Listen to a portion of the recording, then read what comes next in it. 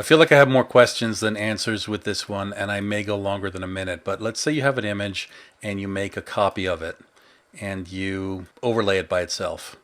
And you can see that the colors get richer and the contrast gets greater.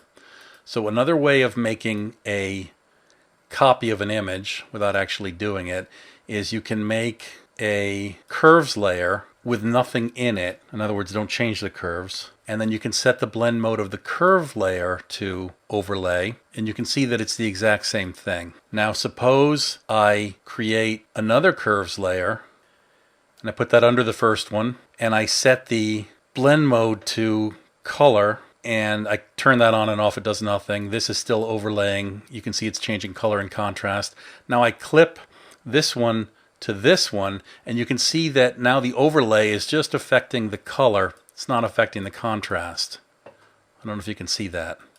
So that's the same thing as if I took a copy of the picture, I made a copy of it, and I made another copy of it, and then I take the upper one and I do the overlay, and then I merge that down just so that it's obvious that there's a picture, an overlaid pair over a normal pair, and I set that overlaid pair to color.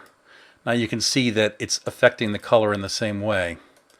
Another way that you can make a copy of a picture is you can use the invert. So now I'm inverting everything, and now let's say I set the blend mode of the invert layer to color. Now you can see that the values are the same, but the colors are flipping.